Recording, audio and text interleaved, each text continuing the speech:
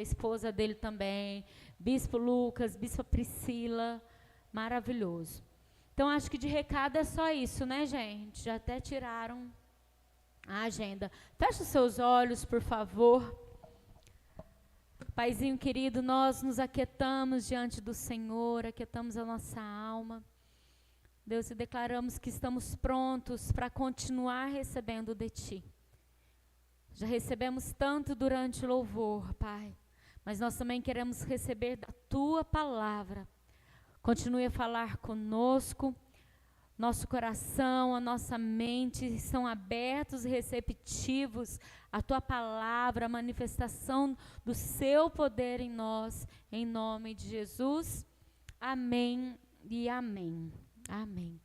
Quantos aqui estão acompanhando o chamado avivamento que está acontecendo lá na faculdade, na universidade dos Estados Unidos, fora a Giz e a Mari? Quem está, gente? Só para eu saber. Quem não sabe nem do que eu estou falando, levanta a mão. Tudo bem, você não é obrigado a saber. Então, os que não levantaram a mão porque não quiseram mesmo, entendi. Bom, existe uma faculdade nos Estados Unidos, como que chama, gente? Eu não sei falar que não é de... Asbury, sei lá, eu não sei, gente, falar. É isso, não falei certo. É uma faculdade cristã, que nós descobrimos que o presidente, fundador, nada mais, nada menos que John Wesley. E lá eles têm cultos semanais. E em um desses cultos, na quarta-feira, retrasada, um grupo de estudantes, eles ficaram ali, decidiram permanecer após o culto, louvando, adorando, orando. Começou com um grupo de 30 pessoas, depois 50, e agora já tem pessoas de todos os lugares indo para lá. Eles já estão se juntando, se eu não me engano, em 3, fora a capela da universidade, em mais 2 salões, e ainda tem milhares de pessoas para fora que esperam o horário para eles conseguirem entrar, porque está tudo muito cheio. Então, eles estão com culto ininterrupto, desde quarta-feira retrasada. Não sei, a última vez que eu vi quantidade de horas já eram mais de 250 horas, agora eu nem sei quantas horas são. Bota aí quarta, quinta, sexta, sábado, domingo. 11 dias vezes 24. 264. No mínimo essa quantidade de hora que eles estão lá. E ali estão acontecendo várias coisas, quebrantamento, pessoas confessando o pecado, pessoas sendo curadas. Eu vi um vídeo de uma mulher levantando da cadeira de rodas. Teve um estudante brasileiro que foi dar o testemunho dele e falou que ele estava passando por uma dificuldade financeira e as pessoas começaram a jogar dinheiro assim, ó, para ele. Então, assim, realmente são sinais de que mostram que realmente é um avivamento que está acontecendo naquele lugar. E não só naquele lugar, nós já sabemos de alguns movimentos que estão acontecendo fora daquele lugar. Nós, como igreja, aí eu estou falando Sara, nossa terra de São José do Rio Preto, também temos vivido momentos, né, diferentes, ficou estranho o meu microfone, diferentes na presença do Senhor, né, desde o nosso... Ficou bem abafado, amor, parece que eu estou com o ouvido tampado. O nosso planejamento, né, foi muito forte, os nossos arenas, os nossos cultos estão sendo com muita presença de Deus. Então, assim, de verdade, eu acredito que Deus está preparando um mover. Como as águas cobrem o mar, toda a terra se encherá da glória do Senhor. Amém? Nessas minhas pesquisas sobre avivamento, né, eu sou uma pessoa que eu quero muito viver o avivamento. Eu acredito que essa geração, nós somos a geração que vamos viver, talvez, o último avivamento. E eu quero falar para vocês um pouquinho, antes de entrar na minha mensagem, sobre o que é um avivamento. Então, avivamento é uma reforma espiritual que consiste em o Espírito Santo vir sobre a igreja numa denominação, cidade, país, trazendo uma nova vida, uma consciência da presença de Deus tão grande, que começamos a ver os nossos pecados à luz da sua verdadeira gravidade e nos quebrantamos, nos arrependemos, confessamos os nossos pecados, pedimos perdão a Deus, nos reconciliamos, colocamos a nossa vida em ordem, que é aqui a música, né? Este é o som do carpinteiro arrumando a casa. Esse, então, é um movimento que acontece para que venha o avivamento. Perdi. Muito importante no reavivamento espiritual é observarmos o seguinte: já que o avivamento é uma obra do Espírito Santo, e o Espírito Santo glorifica a Cristo, como Jesus disse, quando o Espírito Santo viesse, ele nos guiaria à pessoa de Jesus. O verdadeiro avivamento produz a centralidade de Cristo. Jesus é o centro e leva as pessoas a Jesus. Então, todo esse mover que está acontecendo precisa ser um mover que vai levar as pessoas a Jesus. E eu vi também, eu acho que foi hoje ou ontem, um vídeo de uma pessoa. Com certeza tiveram mais pessoas, né? Mas eu vi o vídeo de uma pessoa lá na faculdade se convertendo, aceitando Jesus e todo mundo fazendo a maior festa. O resultado disso é uma leveza de alma, de paz, de júbilo. Os testemunhos que a gente mais tem ouvido quando você vai pesquisar sobre esse movimento que está acontecendo, é as pessoas falando assim, é tudo tão leve, é tudo tão simples, é uma paz, é uma tranquilidade, né? Então, o resultado desse avivamento é isso, essa leveza de alma, de paz, de júbilo. E eu quero falar para você que existe uma pessoa bem lá no Novo Testamento, na verdade, que ele preparou um avivamento. E essa pessoa se chama João Batista. Porque ele veio para preparar o caminho para Cristo. E se o avivamento é nos levar para Cristo, João, ele foi um avivalista. Quem concorda comigo? Aí, os teólogos de plantão, né? Espero que vocês concordem comigo. E ele preparou esse caminho. Então, o avivamento é nós prepararmos o caminho para o Senhor, para que Jesus, para que a presença do Senhor se manifeste. E a pregação de João Batista era: arrependei-vos, porque está próximo o reino de Deus. É a mesma pregação, porque a Bíblia é a mesma. De Gênesis a Apocalipse, você vai ver, você verá os escritores ali, aqueles homens de Deus que foram inspirados por Deus para escrever a Bíblia, nos ensinando a irmos ao arrependimento, a confessarmos Jesus como nosso Senhor e nosso Salvador. Nós não produzimos o avivamento. Não somos nós que produzimos. Nós buscamos pelo avivamento. Estamos batendo a porta, estamos enchendo a taça, até que o Senhor venha. Então nós buscamos, nós precisamos, assim como diz lá em Isaías, né, nós precisamos estar sedentos da presença de Deus. Preparar o caminho do Senhor é buscar arrependimento, abandonar a vaidade. E a vaidade não é você se arrumar bem. Às vezes a pessoa acha assim, então agora eu vou andar sujo, mulambento, não vou escovar mais os dentes, não vou arrumar meu cabelo, não vou cuidar das minhas vestes. Não é isso. Quando nós vamos ler lá em Eclesiastes, e nós vemos Salomão falando, vaidade, vaidade, tudo é vaidade. Tudo aquilo que me tira da presença de Deus, tudo aquilo que não tem Jesus como centro, como foco das nossas vidas, isso é vaidade. E o avivamento, ele traz, né, o abandono disso. O abandono da soberba. É colocar a vida certa com Deus. Eu quero que você abra lá em Isaías, por favor, Gi, 44, 3. É só ainda a introdução da minha palavra.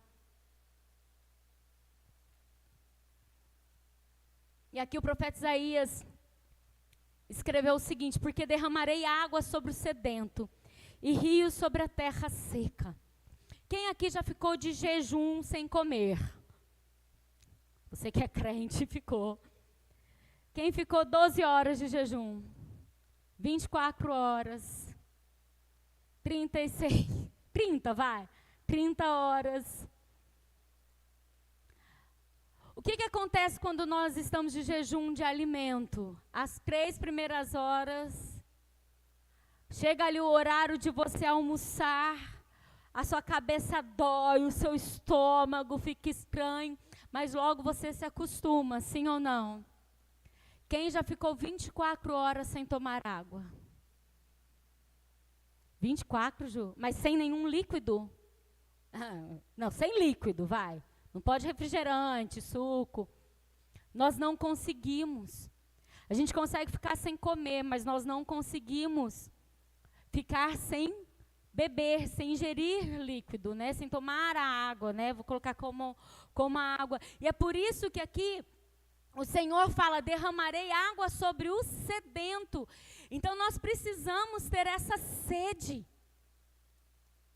Se o nosso corpo ficar sem água, ele para de funcionar. Muito mais rápido. O nosso corpo, ele precisa da água. E assim nós precisamos do Espírito Santo em nossas vidas. Amém? Então, por isso ele fala: derramarei água sobre sedentos e rios sobre a terra seca. Derramarei do meu Espírito sobre a tua posteridade e a minha bênção sobre os seus descendentes. A terra está seca. Quem concorda que a terra está seca? Quem aqui conhece alguém precisando de Jesus? Alguém que está sofrendo e você fala assim: por que essa pessoa ainda não se converteu? É uma pessoa que está seca e ela precisa da água. E junto com esse mover todo que veio da universidade, como eu já falei aqui, a primeira pessoa que me mandou um vídeo sobre isso foi a Giza. Né, foi num dia que eu não estava muito ligada nas redes sociais, é raro, mas acontece. E eu tinha acabado de ler 2 Crônicas 29, e é isso que eu quero que você abra com a sua Bíblia, porque nós vamos estudar juntos. Depois dessa introdução longa, eu espero que dê tempo. Nós vamos estudar 2 Crônicas 29.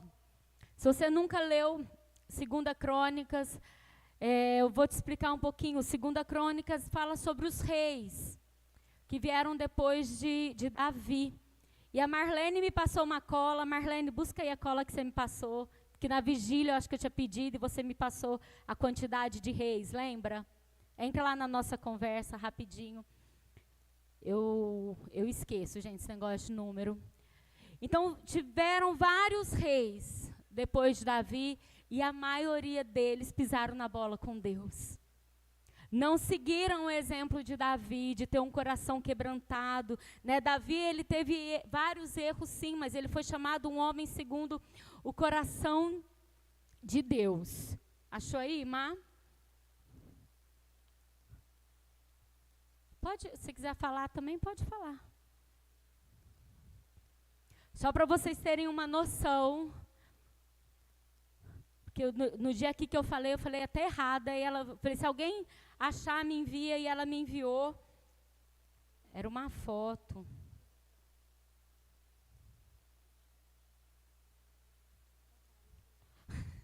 Não, acha uma foto aqui, aí você faz assim, ó. Aqui.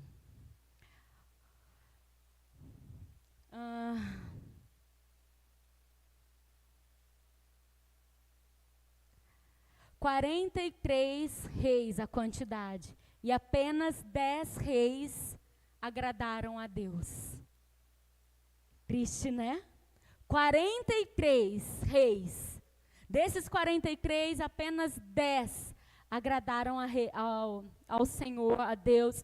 E eu quero falar com você sobre um rei que agradou muito ao Senhor, um rei novinho, e que ele é um exemplo para nós, e ele trouxe o reavivamento, o revival, o revival, né? O renascimento, chama do jeito que você quiser, mas eu quero que você preste muita atenção. Nós vamos ler do 1 ao 11, tá, Gi? Tinha Ezequias 25 anos de idade quando começou a reinar, e reinou 29 anos em Jerusalém. E era o nome da sua mãe Abia, filha de Zacarias. E fez o que era reto aos olhos do Senhor, conforme tudo quanto fizera Davi, seu pai. Ele, no ano primeiro do seu reinado, no mês primeiro, abriu as portas da casa do Senhor e as reparou. E trouxe os sacerdotes e os levitas e o ajuntou na praça oriental. E lhes disse: ouve-me, ó levitas, santificai-vos agora e santificai a casa do Senhor, Deus de vossos pais, e tirai do santuário a imundícia. Porque os nossos pais transgrediram e fizeram o que era mal aos olhos do Senhor, nosso Deus, e o deixaram. E desviaram o rosto do tabernáculo do Senhor e lhe voltaram as costas. Também fecharam as portas do alpendre e apagaram as lâmpadas. Quem entende um pouquinho de templo, de tabernáculo, vai pensando aí. E não queimaram incenso, nem ofereceram holocaustos no santuário ao Deus de Israel. Pelo que veio grande ira do Senhor sobre Judá e Jerusalém, e os entregou à perturbação, à assolação e ao assobio, como vós o estáis vendo com os vossos olhos. Porque eis que nossos pais caíram à espada, e nossos filhos e nossas filhas e nossas mulheres estiveram por isso em cativeiro.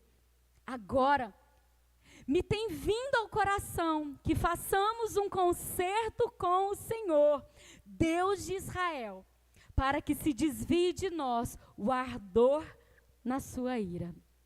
Agora, filhos meus, não sejais negligentes, pois o Senhor vos tem escolhido para estardes diante dele, para os servirdes e para serdes seus ministros e para queimares incenso. Você pode aplaudir ao Senhor por isso? Gi, vai para mim, lá agora em 2 Crônicas 28, deixa eu ver aqui, 28, 26. Quero apresentar para vocês o pai do rei Ezequias. O resto foi de seus atos, dos atos de Acás, pai de Ezequias, e de todos os seus caminhos, tanto os primeiros como os derradeiros, eis que está escrito no livro da história dos reis de Judá e de Israel. Pode ir, até o final do capítulo. E dormiu Acás com seus pais, e o sepultaram na cidade em Jerusalém. Porém, não puseram nos sepulcros dos reis de Israel. E Ezequias, seu filho, reinou em seu lugar.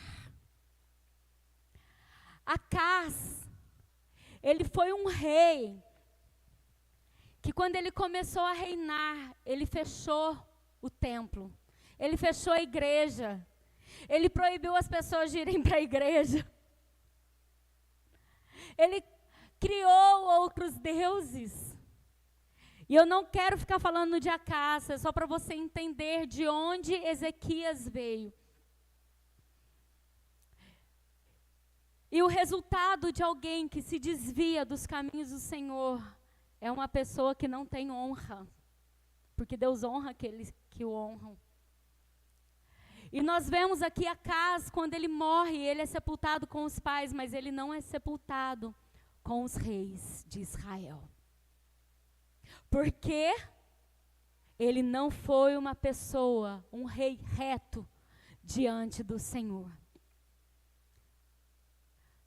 E quando ele morre, o filho dele, Ezequias, de apenas 25 anos, alguém aqui tem 25 anos? Não, de verdade. A Bia, não sei seu nome. Tainá. A Bia e a Tainá. Quem? Não, a 20 já quer adiantar. Imagina, então, Bia, Tainá, né? Vocês são Ezequias. Pai morre e agora vocês vão ter que precisar governar sobre um país. Vocês acham que vocês estão novas para isso? Sim, né? Meu Deus, governar a casa com filho já é difícil, né, Bia? Imagina, a Bia, né, tem um Rael ali, que é um bebezinho. Imagina governar um país. É muito fácil o jovem ele se iludir. É muito fácil o jovem ficar encantado. E Ezequias, ele tinha essa juventude e ele podia ter olhado tudo aquilo e falar, agora eu vou me esbaldar. Eu sou rei. Todo mundo vai ter que se dobrar diante de mim. E ele tinha um péssimo exemplo dentro da casa dele, que era o próprio pai. Ele viu o pai fazendo várias coisas de errado. Mas Ezequias, ele decide ser diferente. E no versículo 1 fala, tinha Ezequias 25 anos de idade quando começou a reinar.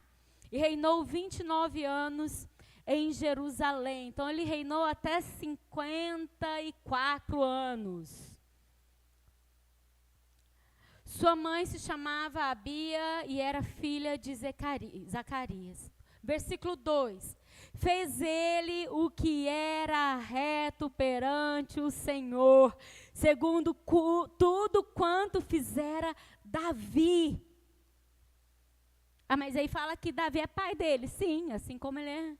Nós somos, né, descendência de Davi, então lá eles falavam isso, né? Então Davi pai dele por conta de descendência, mas o pai dele de verdade era Acaz.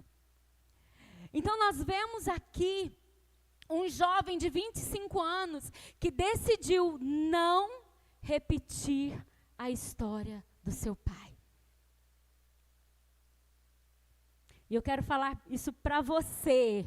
Não só para você que tem 25 anos, independente da sua idade. Você não precisa repetir a história do seu pai, dos seus pais. Você não precisa cometer os mesmos erros que os seus pais cometeram. Já viu assim? O pai era alcoólatra, o filho era alcoólatra, o neto alcoólatra. Não.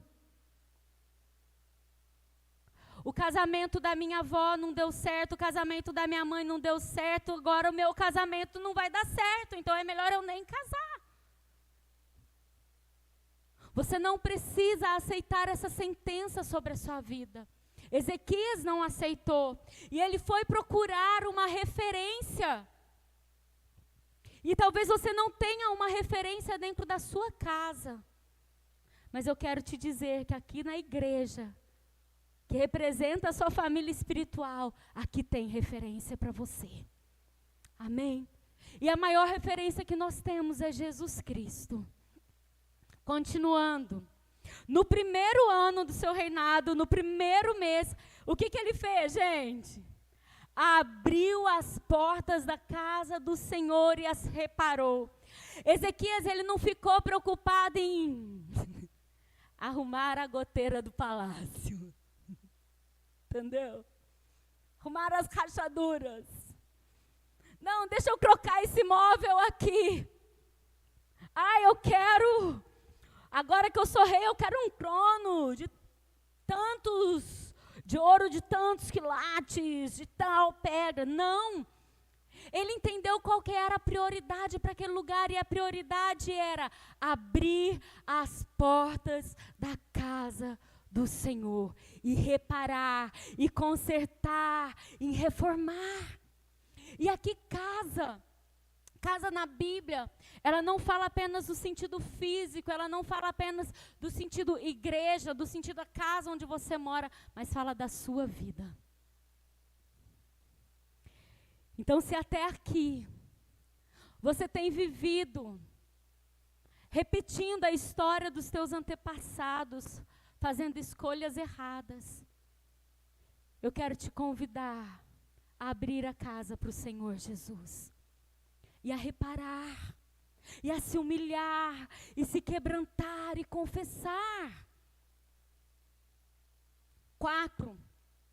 Trouxe os sacerdotes e os levitas, e ajuntou-os na praça oriental. Primeiro, ele chamou a liderança espiritual. Quantas vezes nós tomamos decisão sem buscar uma orientação do nosso líder, do nosso pastor? Queremos fazer do nosso jeito. Ezequias, ele chamou os sacerdotes, ele chamou os levitas e reuniu aquele povo numa praça. Sabe por que foi na praça, gente? Porque a casa estava destruída. Talvez você não vai ter coragem, não vai ter como abrir a sua casa. Mas você vai falar, não, eu estou disposto. Eu estou disposto a procurar o sacerdote, a procurar o levita. E eu quero que o levita não são aqueles que cantam apenas, tá? A pessoa, é levita. Não, levita é aquele que servia. Então vamos colocar aqui, ó, ele trouxe os pastores, trouxe o pastor e trouxe o líder. E falou, olha, eu quero começar um novo tempo na minha vida. E eu preciso da ajuda de vocês. 5. E lhes disse, ouve-me, ó levitas, ouve-me, líder. Santificai-vos agora e santificai a casa do Senhor, Deus dos vossos pais. Tirai do santuário a imundícia. Me ajuda a limpar a casa. Me ajuda aqui, ó, vamos juntos orar, jejuar, nos consagrar, porque eu vou entrar num novo tempo de consagração. Eu vou limpar a minha casa. Eu vou deixar o carpinteiro arrumando a casa. Eu vou deixar. Versículo 6. Porque nossos pais prevaricaram e fizeram o que era mal perante o Senhor nosso Deus, e o deixaram. Desviaram o seu rosto do tabernáculo do Senhor, e lhe voltaram as costas. Outro ponto aqui de Ezequias, ele foi corajoso para reconhecer que os seus pais erraram. Às vezes nós tentamos colocar um paninho quente. Mas é porque. Enquanto nós tentarmos descobrir, então, enquanto nós tentarmos, não é descobrir, mas também não é inventar, que inventar é ruim, mas tentar dar uma desculpa para os erros dos nossos antepassados, dos nossos pais. Enquanto nós estivermos dessa forma, nós estaremos presos naqueles erros. E o correto é, olha aqui, eu entendo, ele errou. Tudo isso aqui, olha aqui, ele deixou uma imundícia, está cheio de pecado, está tudo errado. Eu quero limpar essa casa. Então ele reconhece que os pais fizeram o que era mal. Queridos, tudo bem, ele não estava aqui desonrando o pai dele. Pelo contrário, ele estava falando, peraí, meu pai fez errado, mas agora eu tenho a oportunidade de fazer o que é certo. E eu vou fazer. Versículo 7, porque nossos pais, 7, também fecharam as portas do alpendre, aqui está do pórtico, apagaram as lâmpadas. O que a palavra de Deus, lá em Levítico 6:13, fala sobre as lâmpadas. Fala sobre o fogo no altar. O fogo arderá continuamente no altar e não se apagará. Ei, apagou. esse fogo apagou. Eles não queimavam mais incenso. Não ofereceram holocausto. O santuário ficou deixado de lado. Há quanto tempo o fogo não queima no seu coração?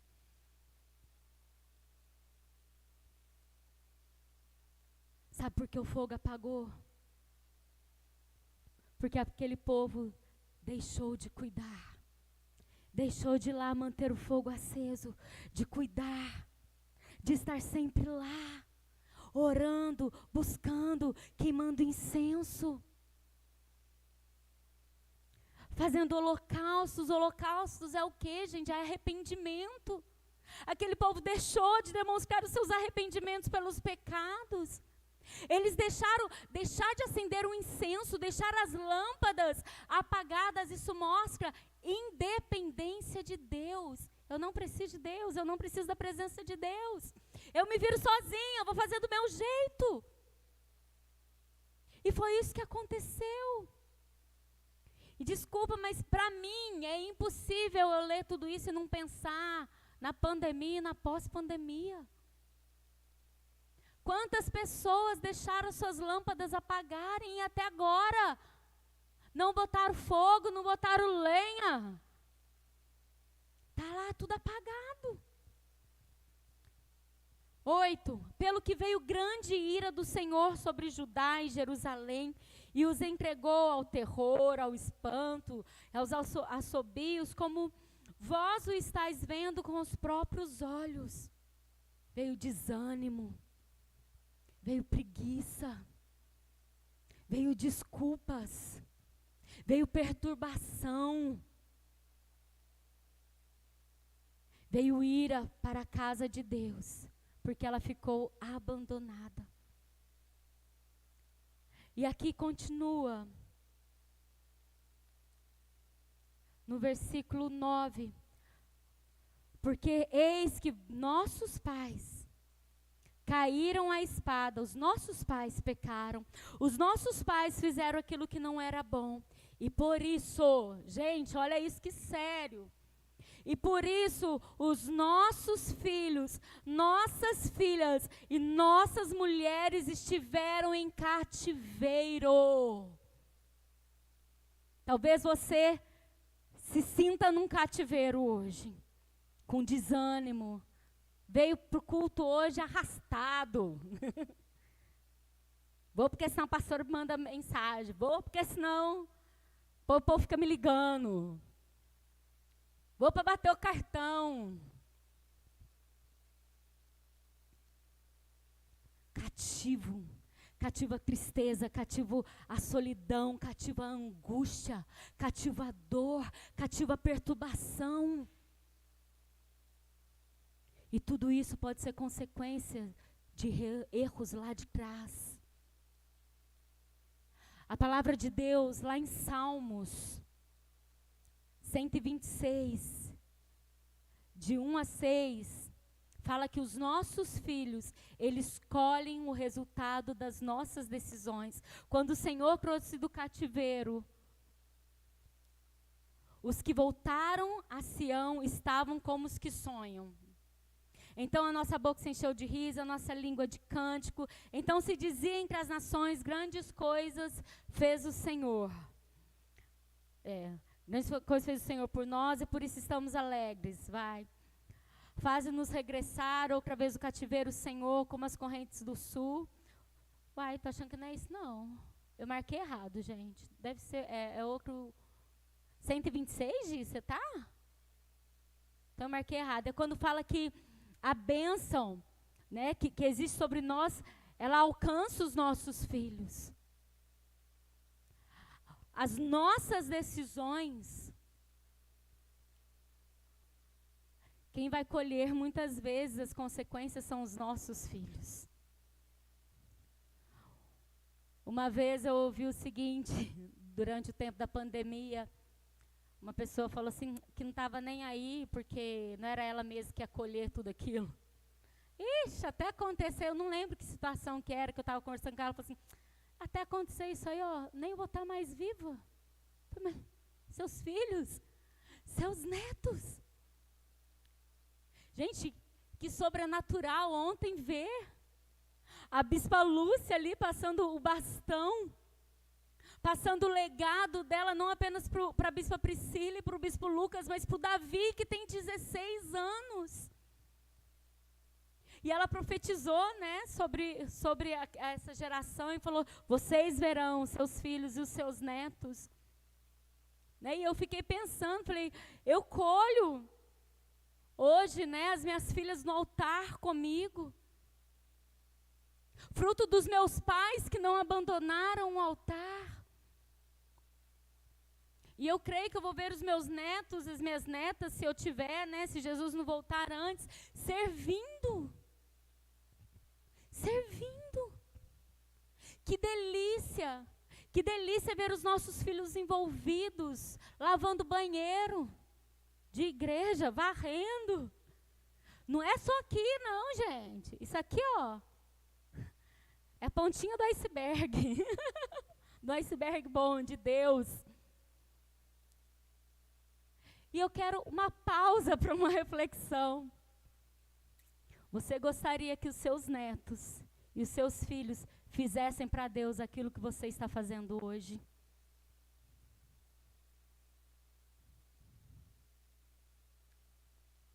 Porque aquilo que você semear, eles vão colher. Às vezes as pessoas chegam assim, pastora, por que eu vejo suas filhas tão envolvidas o tempo todo com você, fazendo as coisas? Como que você consegue isso? O exemplo arrasta. Desde pequenininha. E eu quero aqui, gente, antes, né, eu vou pedir uma salva de palmas, mas vocês vão dar só quando eu terminar de falar, né, uma salva de palmas para Maria e para Bia. Né? O Rael tem 6 meses. 6 meses, o Pedro 1 aninho. Nós tivemos vigília sexta-feira.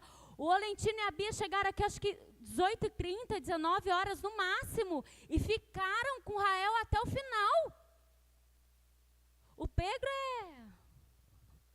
daqui a pouco ele está subindo aqui pregando, gente, porque ele está em todas as vigílias. O exemplo arrasta. Não obrigo minhas filhas a servir, não, gente. Por mim, elas estariam já ministrando louvor. Porque eu comecei cedo, eu queria ver elas aqui ministrando louvor. Eu falo, vocês não vão ministrar? Não, mãe. Amém. Elas querem fazer outra coisa, mas elas estão servindo. Então, se você quer ver os teus filhos, os seus netos servindo ao Senhor, sabe o que você tem que fazer? Ai, gente, responde para mim.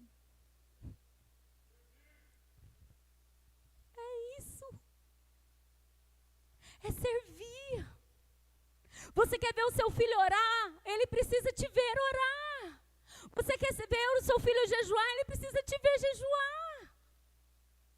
Você quer ver seu filho chegando no horário no culto? Ele precisa ver você chegando no horário no culto. Você quer que o seu filho seja um líder? Seja você um líder. É isso. O segredo é isso. A sua constância vai levar a sua geração, a sua descendência a ter constância. Ah, pastora, mas eu não tive um exemplo. Você nasceu num lar, seus pais são pastores. Uai, Ezequias teve um pai mau, mas ele decidiu, e nós vamos chegar lá. Versículo 9, porque eis que nossos pais caíram à espada, e por isso nossos filhos, eu já li. Então, quando nós fazemos o que é mal, os nossos filhos, a nossa família, fica em cativeiro. Talvez você está aqui, eu queria tanto a conversão da minha família. Mas você é um cristão autêntico quando você está com a sua família. Queria tanto meus filhos na igreja, mas você vai embora no carro falando mal da igreja. Falando mal do teu líder, do irmãozinho. Nossa, você viu, fulano estava mostrando a barriga é dela.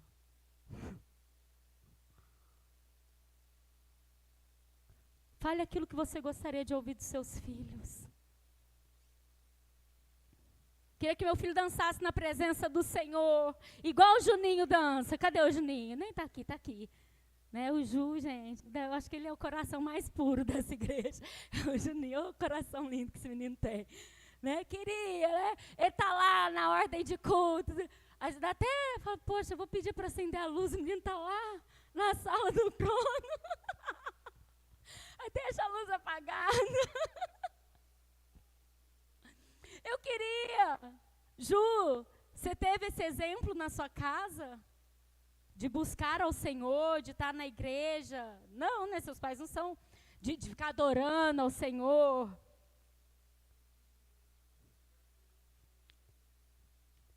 Entendeu? Os pais dele não estão aqui.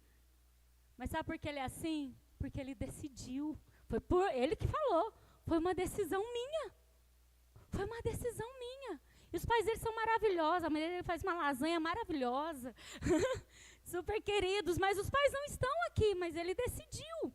E o versículo 10 mostra isso. E fala assim, ó. Agora. Fala comigo assim. Agora.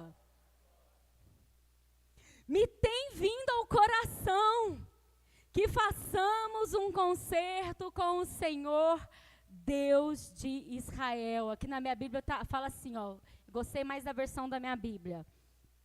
Fala assim, agora estou resolvido. Acho que a RC é minha. Revista atualizada.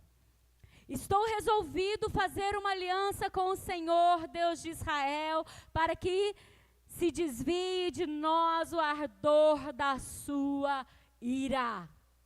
Ezequias decidiu. Ele disse, é agora, eu estou resolvido. Chega, como que é, gente? Para, chega, acabou. Acabou o tempo de cativeiro que meu pai trouxe. Chega disso. Esse para, chega, acabou, era eu na arena há um tempo atrás, né? Quem é velho de arena tá rindo, tem a bonequinha lá até hoje. Eu falava direto, gente, para, chega, acabou. E é isso que ele fez, ele falou assim, eu vou dar um basta. Só que ele falou assim, amanhã eu faço. Segunda-feira, foi isso que ele falou? O mês que vem, na próxima campanha, já sei. Eu vou no próximo revisão de vidas e no revisão de vidas eu vou me consertar. Foi isso que ele falou, gente? Não, é agora. Cutuca o seu irmão aí e fala assim, ei, é agora. Aquilo que você precisa fazer, faça hoje. Faça agora, não espera acabar esse dia, não. Decida hoje largar a bebida, decida hoje largar a promiscuidade. Decida hoje. Voltar a ler a Bíblia. Amanhã eu vou ler. Não, chega na sua casa e lê hoje.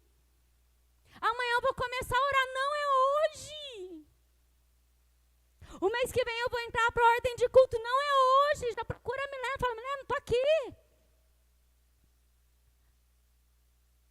Daqui 2 meses eu vou ser um hospedeiro de uma célula. Não, é hoje.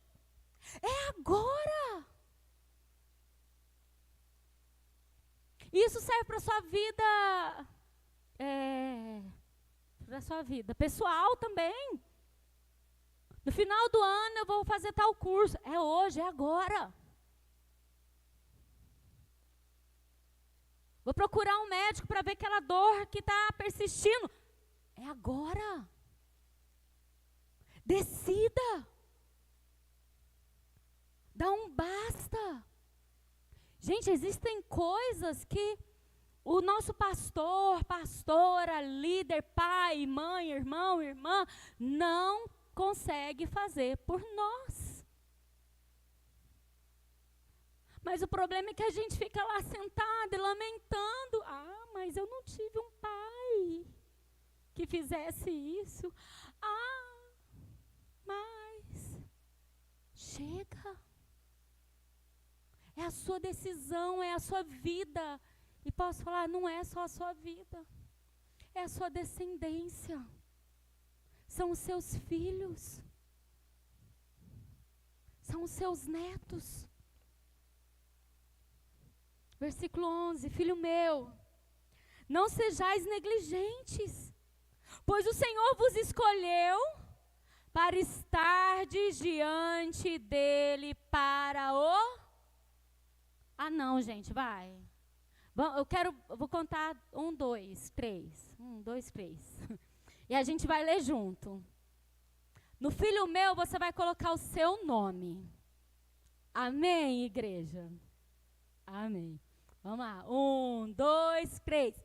Graziela, não sejais negligentes, pois o Senhor vos escolheu para estardes diante dele, para o servirdes, para serdes seus ministros e queimardes incenso. Aleluia.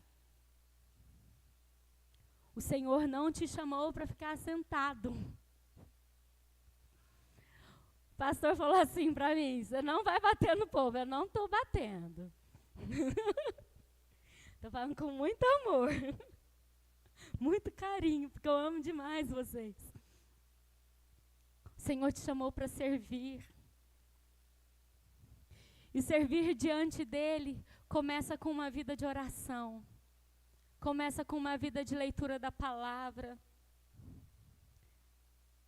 Mas também se estende para você usar os seus dons e talentos para servir ao Senhor na casa dele. A casa que precisa estar constantemente com fogo ardendo no altar.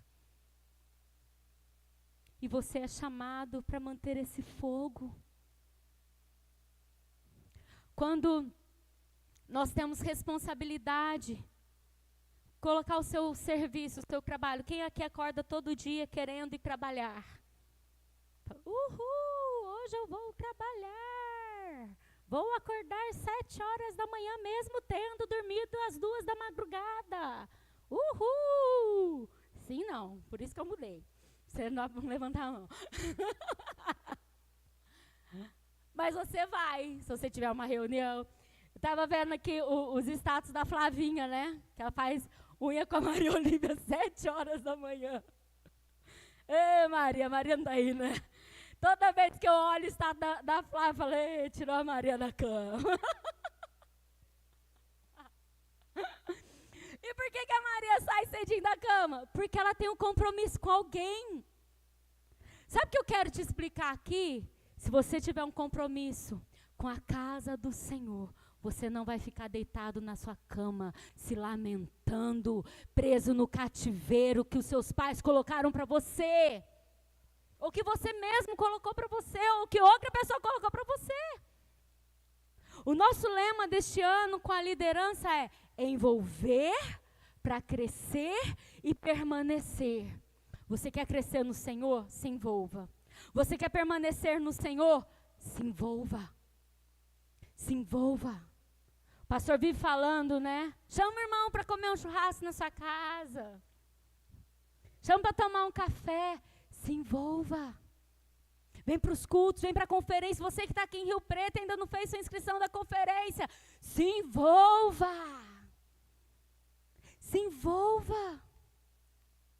Deixa Deus falar com você. Deixa Deus entrar naqueles quartinhos bagunçados. Ele não vai te expor, mas Ele vai limpar. Ele quer de você um coração quebrantado, um coração humilde, um coração arrependido.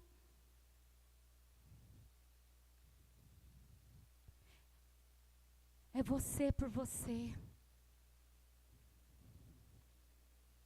A minha decisão não muda a sua vida, quisera eu. Quisera eu. Nós decidimos, em obediência, obviamente, há 7 anos atrás, ir para Rio Preto. Quantas pessoas passaram e não permaneceram? Meu Deus! Maior dor de um pastor, de um líder, é perder alguém. Sabia? É a nossa maior dor.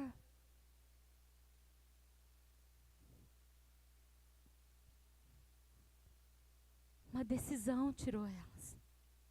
Eu estou aqui te alertando. Decida pelo que é certo. Decida pela presença do Senhor. Decida-se por permanecer, por se envolver com a casa do Senhor. Esteja onde Deus quer que você esteja. Aí não vai dar tempo, porque eu falo, né, gente, muito. Eu quero que você leia depois do versículo 20. Até o final do capítulo, na verdade, de 2 Crônicas. Do 31, do 20 ao 21, mostra que o rei Ezequias, ele fez o que era bom, reto e verdadeiro, e por isso ele prosperou. Você quer prosperar? Não é a quantidade que você trabalha, não é quantas firmas você vai abrir, quantas empresas. Tudo isso conta, obviamente, mas você quer prosperar. Faça aquilo que é bom, verdadeiro e reto diante do Senhor. E Ele vai te prosperar. Não deixe escapar a oportunidade de Deus. Deus tem uma história linda para escrever na sua vida. E essa história começa a partir de você. Às vezes nós queremos ficar tentando resolver o nosso passado. O passado dos nossos pais. Nós não vamos conseguir.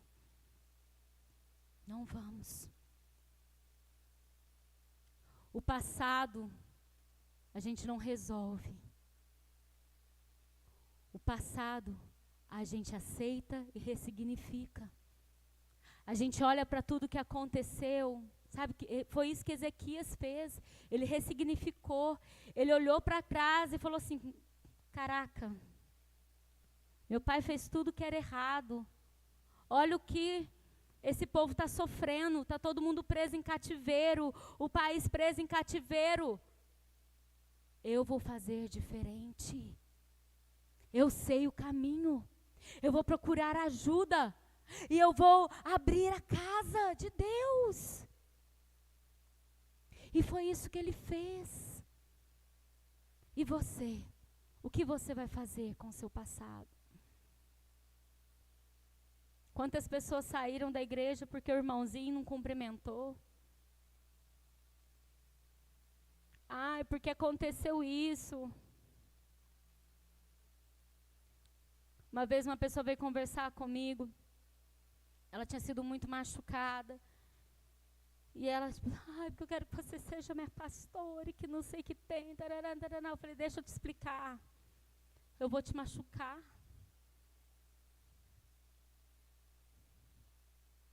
Eu vou, isso a igreja sabe, eu vou passar perto de você e não vou cumprimentar. E não é porque eu sou mal educada. É porque eu estou focada em outra coisa, eu esqueço de olhar para os lados. Vai acontecer. Então, se você vier para a igreja esperando uma pastora perfeita, um pastor perfeito, um líder perfeito, uma equipe de música perfeita, você está no lugar errado. E eu entendi que Deus não permite que nós, que representamos Ele, né? Você também representa Deus aonde você estiver, né? Ser cristão é ser um pequeno Cristo. E Ele não nos permite ser perfeito, porque senão nós dependeríamos um do outro, e não é isso que Ele quer. Ele quer que você olhe sim para mim, para o meu marido, e veja em nós uma referência de um casamento bem-sucedido, de uma família bem-sucedida, de um casal que busca o Senhor. Claro que Ele quer, mas o dia que você começar a olhar para nós e colocar a gente num pedestal, sabe? Nossa, você vai para o chão. E a gente vai junto, né? Porque não é isso. Esse lugar, quem ocupa é Deus. É Deus. E no versículo 12.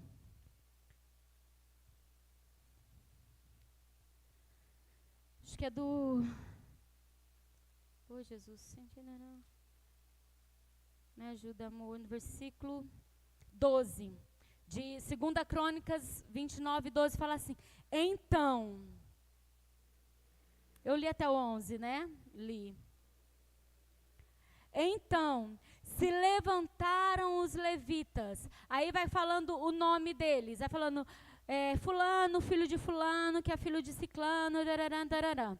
Congregaram a seus irmãos, santificaram e vieram segundo a ordem do rei, pela palavra do Senhor, para purificar a casa ao Senhor. Não é esse que eu quero. Eu acho que é no final. Versículo 35. Eu queria passar tudinho com vocês, mas não tem como. Deus vai levantar ajudadores.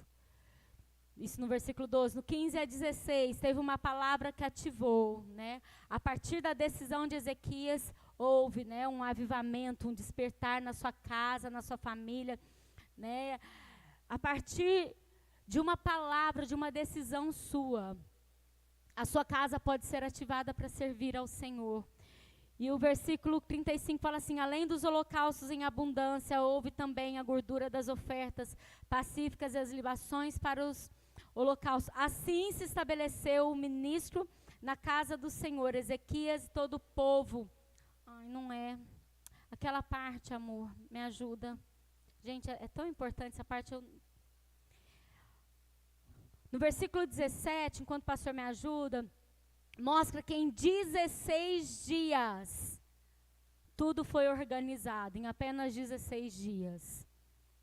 Porque Ezequias não fez sozinho. A decisão dele ativou outras pessoas para ajudar, e essas pessoas foram incendiadas. E mostra no versículo 17 que ele começou e terminou, ou seja, tudo que você começa, você também precisa terminar. Versículo 19, acho que é esse. Também todos os objetos que o rei Acaz, no seu reinado, lançou fora, na sua... agora é um trava-língua para mim. Transgressão. Já preparamos e santificamos, eis que estão diante do altar do Senhor. Tudo aquilo que o rei Acaz tinha perdido foi colocado de volta. O que se perdeu na sua vida, por estar num cativeiro, vai ser colocado de volta. Você que já foi usado pelo Senhor para ser um líder, para ser um ministro, para servir na casa de Deus, é momento de voltar. Isso pode ser restaurado, isso pode ser restituído na sua vida. E eu quero que você se coloque em pé. Deus, Ele quer que você seja um agente de mudança.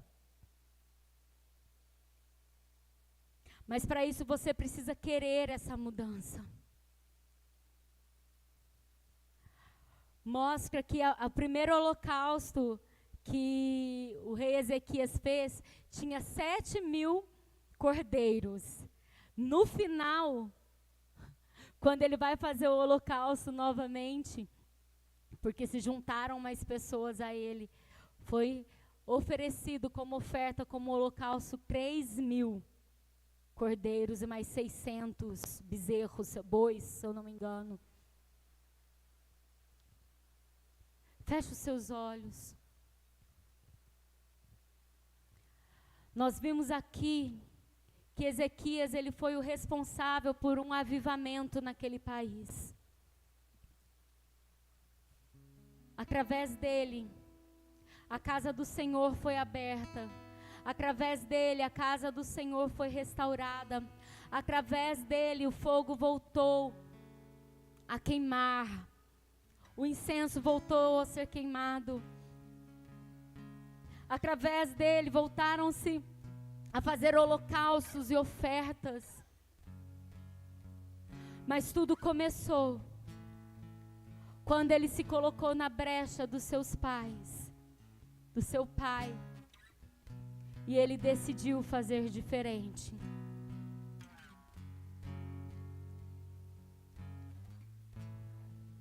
Ele pediu perdão pelo pecado do pai. E ele decidiu restaurar. Ele decidiu que através dele, a partir dele, uma nova história seria escrita. E não seria uma história de acordo com um planejamento estratégico dele, mas seria uma história segundo a vontade de Deus. Do jeito que Deus ensinou, honrando ao Senhor, fazendo o que é reto, fazendo o que é verdadeiro, fazendo o que é bom. Apaga a luz, por favor.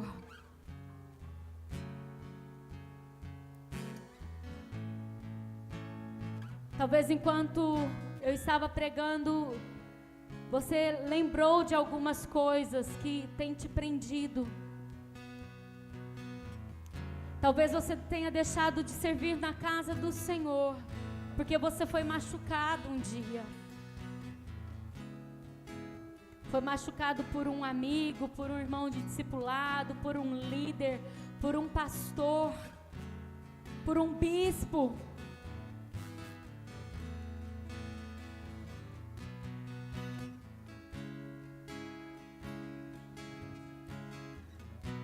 Hoje é o dia do basta. É agora. Talvez conforme eu estava falando, você começou a pensar na sua família. E você começou a olhar e falar assim, peraí. Talvez se eu não tivesse parado no meio do caminho. Talvez se eu tivesse permanecido, hoje os frutos seriam diferentes. Você não precisa parar nesse talvez, mas você pode dar um basta nesse talvez hoje e iniciar uma nova história a partir de agora, a partir de hoje, se quebrantando, se arrependendo, pedindo perdão pelos seus pecados, pedindo perdão pelos pecados dos seus pais, pedindo perdão pelo pecado dos seus filhos. Você sabia que você pode se colocar na brecha? Talvez você está aqui, mas o seu filho está perdido nas drogas, está pulando o carnaval, e você fala, não é isso que eu queria. Você pode vir para o altar e pedir perdão, fala, Senhor, perdoa o meu filho, perdoa a minha filha, eu me coloco na brecha. E eu declaro que hoje é o dia do basta. É agora. E eu quero te chamar no altar. Você que quer dar um basta em alguma área da sua vida. Talvez não seja na sua área espiritual, mas Deus, minha área espiritual está tudo certinha. Mas pode ser na sua área profissional, na sua área sentimental. Você está cativo com medo de um relacionamento, porque nenhum relacionamento deu certo até hoje e você decidiu abrir mão. Pode vir para o altar. Venha para o altar. Deus tem óleo novo. Deus tem óleo novo para a sua vida. Deus tem um tempo novo para a sua vida. Você pode ser o agente dessa mudança na sua vida.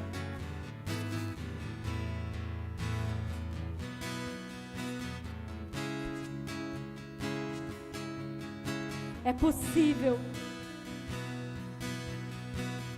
É possível. É possível você ir para esse novo tempo.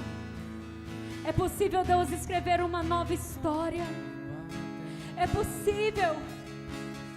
É possível você ver os teus filhos no altar servindo ao seu lado. É possível.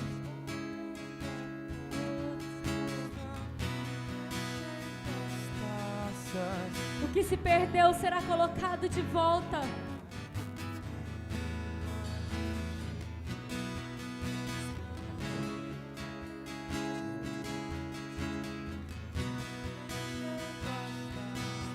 Você pode voltar a ser um instrumento do Senhor. Você pode. Não pense que você é novo demais, ou que você é velho demais, ou que passou o seu tempo. Não passou. Enquanto estivermos vivos, é o nosso tempo, é o nosso dia.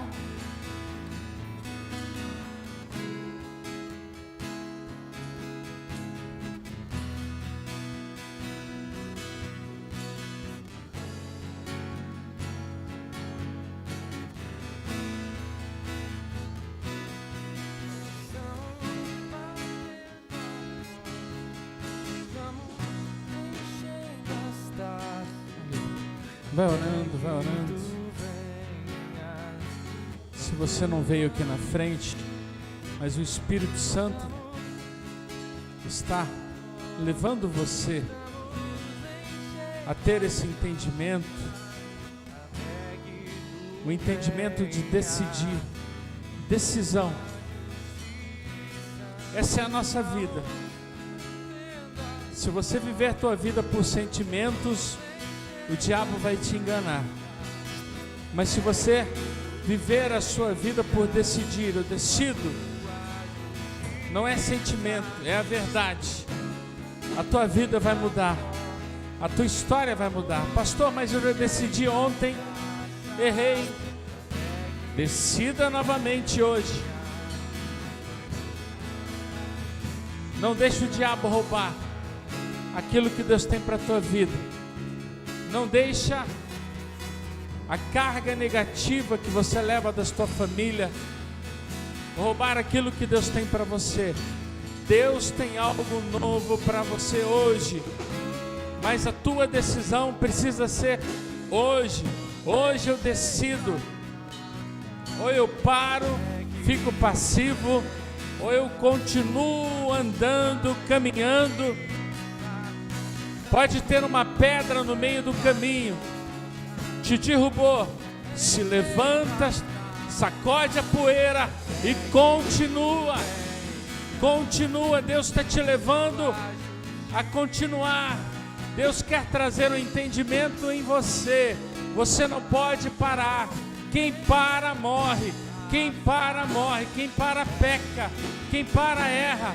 Quem para retrocede. O Senhor te chama essa noite para chacoalhar, tirar a poeira e continuar, continuar, continuar. Deixa que Jesus vai cuidar de tudo. Ele vai te curar, Ele vai te limpar, Ele vai te proteger, Ele vai te encher de sabedoria, de graça para permanecer. Deixa que o Senhor faça parte dele, mas a sua depende de você, depende de você, depende de você.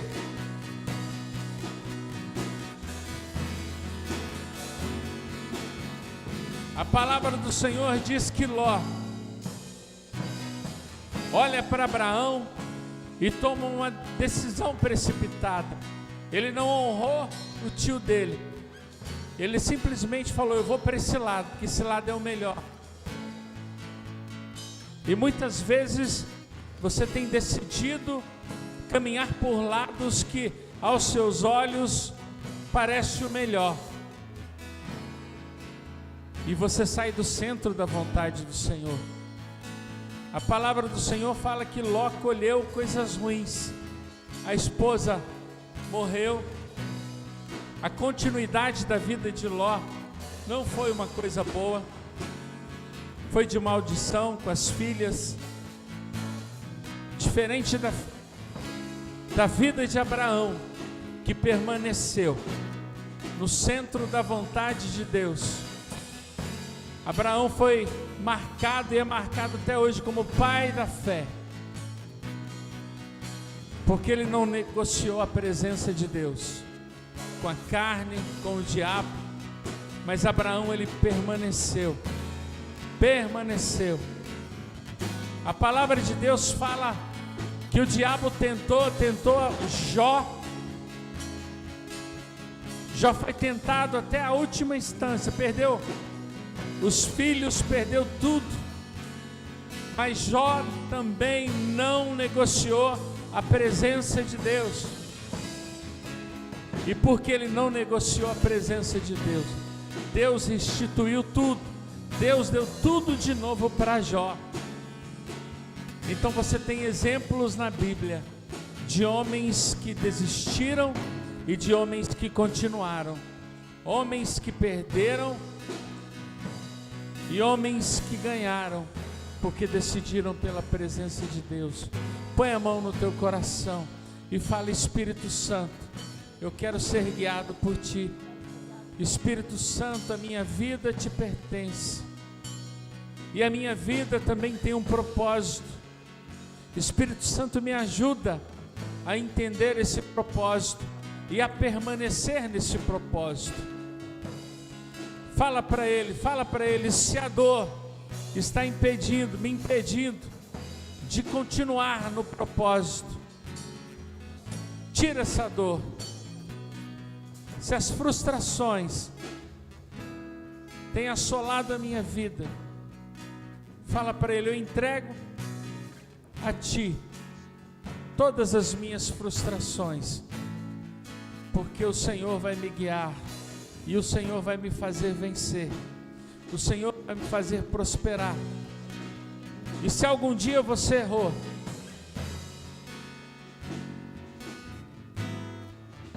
faça como Ezequias, decida buscar ao Senhor, porque a partir da tua decisão, uma nova história vai ser escrita na sua vida, porque o nosso Deus é Deus de oportunidades. Deixa o Senhor guiar os teus passos, deixa o Senhor guiar a tua vida. Ainda que eu ande pelo vale da sombra da morte, não temerei mal algum, porque Tu estás comigo. A tua vara e o teu cajado me consola. Não adianta, nós precisamos da vara para ser guiado. Nós precisamos do cajado. A maioria das vezes que caímos é porque queremos ser independentes. E não é assim que funciona. No mundo não é assim. Quem está no mundo é escravo do diabo, não é independente. E quem é de Deus também já aprendeu. Não dá para ser independente. Nós precisamos ser dependentes do Senhor. Então põe a mão no teu coração mais uma vez e fala: Espírito Santo, eu quero depender de Ti em todas as situações, em todas as decisões, em todos os sonhos e projetos. Eu quero ser dependente, estar no centro da Tua vontade, porque a minha vida tem um propósito. Eu quero que o Senhor revele o propósito que o Senhor tem na minha vida e me dê forças e sabedoria para permanecer no propósito do Senhor, em nome de Jesus. Vem cá, pastora.